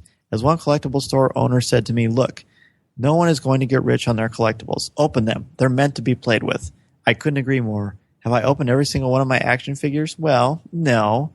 But it isn't because I want to keep them pristine. It's because I want to display some of them by hanging them on the wall, and it's easier to do that with them in their packaging. Most of our action figures are open as are all of our other goodies. Don't shudder, you diehard collectors out there. We want to enjoy our toys, and you just can't do that with them sitting in plastic containers. This is something we just talked about in our discussion segment with Jeff, and she does mention the fact that her favorite Star Wars collectible is Mark Hamill's autographed lightsaber hilt. Well, that's awesome. That's awesome. Yeah, that's very cool. Awesome. It's very awesome. She wrote about that in one of her first blogs for us. Again, the open or not to open, it seems like she's similar to me as far as you want to display some of them and hang them on the wall, but some are just fun to look at and play with. So it's something. It's a great thing. Toy Story 2. Yeah, absolutely. Like we talked about with Jeff, they're toys. They're meant to be played with, and from our standpoint, obviously collectors can do what they want.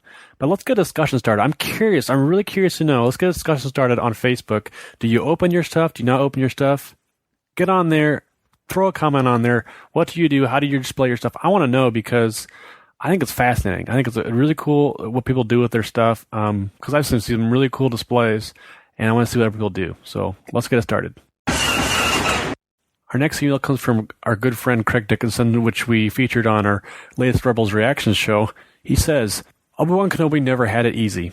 His master Qui-Gon Jinn was a Jedi whose revolutionary views on the living force continually put him at odds with the Jedi Council and put Obi-Wan in a position of having to choose where his loyalties lie. But when Darth Maul struck down the venerable Jedi Master, Obi-Wan was put into an even more impossible situation, betraying the supposed Chosen One, even if it meant directly defying the Jedi Council. This was compounded by the fact that Obi-Wan and Qui-Gon Jinn had not even been in agreement in regards to the training of Anakin Skywalker. From the beginning, Obi-Wan felt that the boy was dangerous, but as a loyal Padawan, he could not refuse the dying wish of his master. Having only recently been promoted to the rank of Jedi Knight, Obi-Wan was immediately responsible of potentially the most powerful of all Jedi. There was also no way he could have been ready for that burden, even if he actually thought he could train Anakin as well as Yoda could have. Still, Obi-Wan did an admirable job training Anakin in the Jedi arts, and eventually the pair moved beyond the training mentor-student roles to forge a father-son/brother relationship. Still, he was never able to help Anakin deal with the younger man issues with attachment, but perhaps that was due to his own issues on the subject. As for Anakin struggled mightily adhering to the Jedi Code forbidding love, Obi-Wan adhered to this tenet to a fault, with the possible exception of Satine. Even after this time in exile, reorienting himself to the nature of the Force under the tutorage of the now joined to the Force Qui-Gon Jinn, Obi-Wan still couldn't see how Luke's love for his fallen father might be the key to finally destroying the Sith, although he had earlier claimed that only a Sith deals in absolutes. Obi-Wan's adherent refusal to consider an alternative to killing Vader forced Luke to disobey his foreign master in a quest to save his father and prevented Obi-Wan from seeing that Anakin's redemption from the dark side could result in the elder Skywalker finally embracing his destiny as the Chosen One. All this being said, Obi-Wan's final act in the Star Wars saga was to aid Anakin in the journey to becoming one with the Force. Perhaps as a way to atone for his failings as a mentor, Obi-Wan seems to finally embrace the redemptive nature of the living Force and allow for the possibility that the universe is not as unforgiving as it might appear. For there is a hope for the soul of Anakin Skywalker. Perhaps there is also who failed him as well. Craig Dickinson. Craig always has insightful thoughts for us, and this is well said and well put together. Yeah. Thank you, Craig, so much. We got to scoop that guy up to write for our website. Which we have. Which, yeah, he's great, and we love hearing all these different point of views. And I like what he talked about Qui-Gon Jinn becoming one with the Force, and it's kind of like basically Luke has to stride the way that maybe Obi-Wan didn't take. So that's fascinating to see he says something like that. Well, my favorite part of this is the last paragraph when he talks about Obi-Wan embracing the redemptive nature of the living Force and allowing for the possibility that the universe is not as unforgiving as it might appear. And I know you just read this, but it's worth repeating again. And Craig put, for if there is hope for the soul of Anakin Skywalker, perhaps there is for all of those who failed him as well. Absolutely. And I don't think that Craig thinks that Obi-Wan necessarily failed him, because Craig's an educator too, and he's a father like we are all fathers. And kids or people you are mentoring or teaching, they're not always going to do everything that you want them to do in the way that you want them to do it. Sometimes the universe has other plans. Sometimes there's a different destiny or fate or free will or however you want to look at it. So the fact that you can see when Sir Alec Guinness, Obi-Wan, looks over at Luke and then he allows himself to be struck down, there is that peace that he has, like he's helping Anakin go on his way. But then it becomes more complicated, as he says earlier, with Obi-Wan saying, no, you have to confront Vader. They want him to kill him. It seems certainly that way.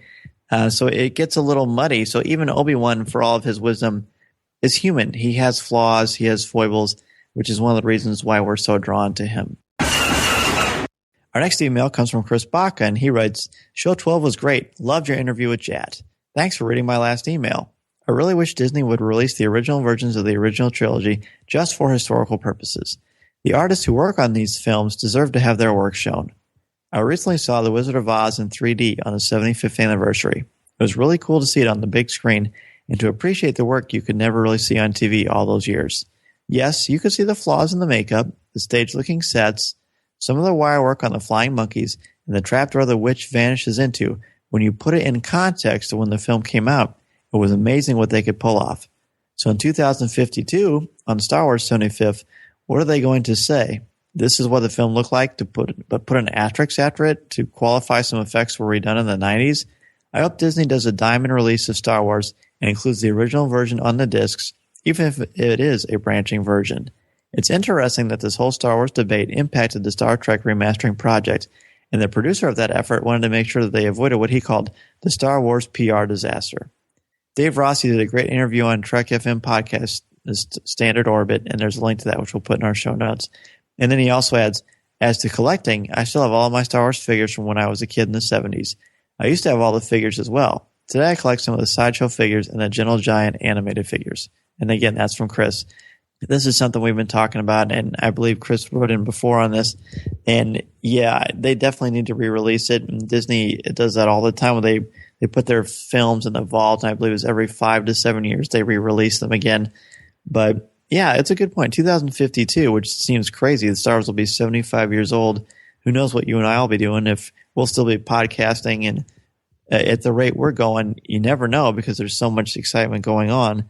But what do you think? By then it'll be like episode, 37 or something like that. So I'm looking forward to that. So George With Lucas, all of our special side ones. Yeah, George Lucas's head will be frozen in, carbonite, and we'll be able to branch all his ideas out of his brain. So it'll be awesome.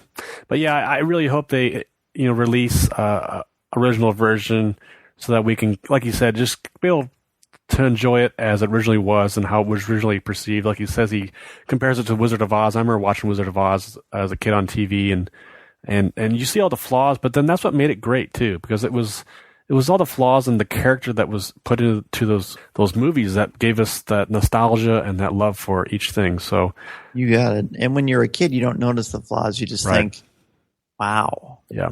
Yeah. You're in awe. And even, I think, like I say, even release the original trilogy tomorrow and just people pick it up and watch it and be able to have that shock and that nostalgia feeling and be able to just love it even all over again. Our next email comes from Pastor Randy and his son Josh, and they say, wow, what a show. I just finished listening to the interview with James Arnold Taylor. I saw Star Wars for the first time in the theater in 1977. My father took me, and though I was only 5 years old, I remember turning knobs and switches in the car on the way home pretending to fly the Millennium Falcon. I was Chewie, by the way. Dad was Han Solo. It was one of my oldest and fondest childhood memories. Unfortunately, my parents divorced, so my brother and I did not see our father very often. I can relate to James's connection between Luke and Ben and how the thought of those scenes can flood us with emotions. I'm sure I'm like many others who have come from a single-parent upbringing, who have made a commitment to break the cycle and be the best father and husband that they can be for their families. I'm a pastor now, and I have seen many families split, and I know that there is a real enemy and his desire to destroy what God has intended the family unit to be. Star Wars has been an interest my son and I share. We have watched every Clone Wars episode together. I thank God that he's used the gifting and talent of people like James Arnold Taylor to take back some of the ground that has been lost in our culture when it comes to family. We've spent much time together watching, collecting, and talking Star Wars as a family. Much credit goes to you as well. I have known for a while that Jat is a Christian, but I also know that he is a gentleman of character and would not abuse the platform that he's been given to speak by forcing the issues of religion on others. Thank you for letting him express his love for God on your show. It was very inspiring. Keep up the great work. Sincerely, Pastor Randy and his son Josh. Well, wow, what an emotional and very personal email. We really loved what James Arnold Taylor had to say to us. We enjoy having as our guest. It was some profound stuff and some great connections to Star Wars fandom, and we love hearing about everybody's how they got into Star Wars, and definitely we love hearing from brand new listeners. It was really neat, and we're really appreciative that Pastor Randy and Josh sent this in because there's, again, that family connection that Star Wars has, father and sons and mothers and daughters and fathers and daughters, and every combination you can think of it. There's a closeness there. There's a strong spirituality to Star Wars mythologically.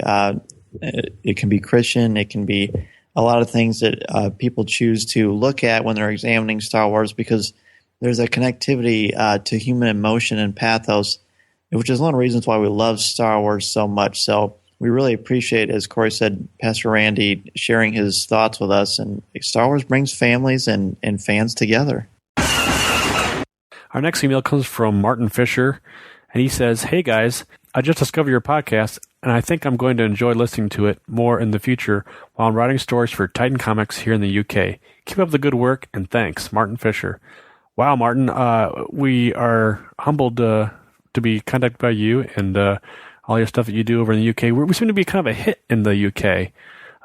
We enjoy all our fans, and we love hearing from fans all from all over the world. Yeah, very cool. We, like you said, we get a lot of emails from all over, but we get a lot from across the pond, as our friend Mark Newbold would say, and we love that. That's so cool, and we hope that we get to interact with all these fans personally when Celebration Anaheim rolls around, and who knows whatever the future will hold for the Coffee with Kenobi crew.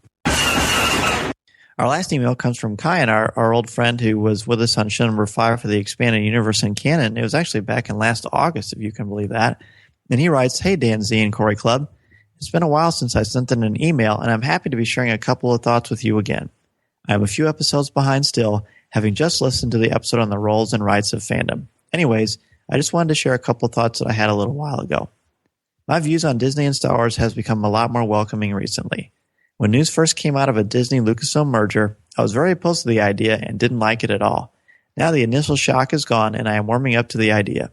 Like you guys have said in several of your episodes, we should be happy that we are getting new Star Wars material, regardless of who it comes from. There was one thing that really happened that really helped me to change this view. I'm part of a Star Wars fan group on Facebook, and a couple of weeks ago there was a good discussion over this topic. I remember one of the participants saying something to the effect of, Star Wars is George Lucas's baby, but like all babies, they have to grow up and move out eventually. This helped me realize that even though Lucas created Star Wars and helped quote-unquote raise it, perhaps him parting with it now isn't the end of the world after all. I think that, like you guys have said, it's the beginning of a new age, an age where Star Wars is going to evolve on its own now. I'm excited to see what J.J. Abrams and the screenwriters, producers, and cast can deliver in Episode 7 and can't wait for it to come out in theaters. You guys have been doing an absolutely amazing job with your shows, and I enjoy listening to every single one. Keep up the good work. Well, thanks, Kyan. It's great to hear from you again. And be sure to check out Kyan's thoughts on the Expanded Universe and Canon on show number 5 that we had released. But I'm glad to see that he feels that way and that he's kind of coming around. I love that comment on Star Wars is George Lucas's baby, but like all babies, they have to grow up and move out eventually. And it kind of puts it in perspective, like we've saying, we are diehard fans and we love the original trilogy and all that has to do with it, but it does have to grow and it does have to evolve. And like we said before, too, it's different for every fan. Every new fan has a different way of looking at it, different way they got into it, different eras. And it's different for everybody, but I think all in all, I think people are just excited about new stuff coming out and we're ready for new stuff as far as new movies, and we can't wait. That's right. And as we've said many times, every Star Wars fan, they all have their different way of looking at it, like you said, and there's no right or wrong way to do it. You celebrate your fandom and you celebrate the differences that get us to talk about and debate and bring us all together. So it's all welcome. It's all great. More to add, do you? That's good news.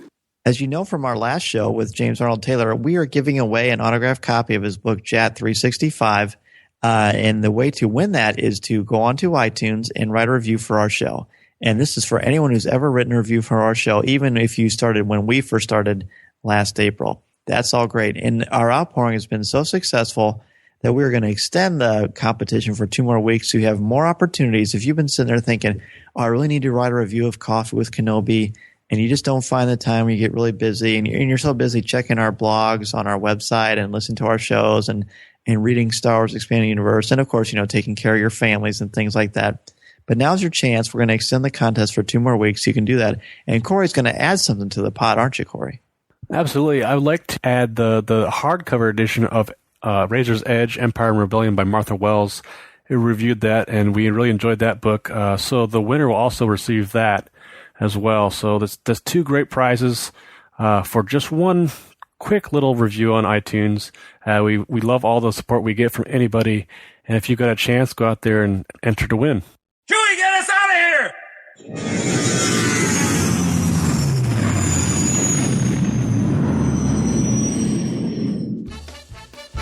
If you would like to respond to our question of the show, have a comment, or just want to say hello, send us an email or MP3 at feedback@coffeewithkenobi.com. Or if you have a specific question or comment for either of us individually, email us at danz@coffeewithkenobi.com or coryc@coffeewithkenobi.com, or visit us at coffeewithkenobi.com and click on the Contact Us section, or comment on one of the stories featured on the site. If you enjoy the show, please write a review in iTunes. You can also like the show on Facebook at facebook.com/coffeewithkenobi, as well as keep up to date on our Twitter feed at twitter.com/coffeewithkenobi. You can also find us on Tumblr at coffeewithkenobi.tumblr.com. If you enjoy the jazz music, download the album Eye to Eye by Steve Torok on iTunes. Give the evacuation code signal. That's it for show number 13 of Coffee with Kenobi. A big thank you to Jeff McGee for having a cup of coffee with us and for discussing Star Wars toys. Be sure to check out Jeff at Marvin Dog Media, Assembly of Geeks, and look for his blog on our website. Thanks to Rob at the Bearded Trio, to everyone who contributed to the show, and to all of you out there who listen to and email Coffee with Kenobi. Don't forget to send us your comments and opinions on the topic for show number 14, the rise, fall, and redemption of Darth Vader. Yes, this is the podcast you're looking for. This podcast is not endorsed by the Walt Disney Company or Lucasfilm Ltd. and is intended for entertainment and informational purposes only. The official Star Wars website can be found at starwars.com. Star Wars, all names and sounds and any other Star Wars related items are registered trademarks and or copyrights of Disney and their respective trademark and copyright holders. All original content of this podcast is the intellectual property of Coffee with Kenobi unless otherwise indicated. There's no one here. Move along. Move along.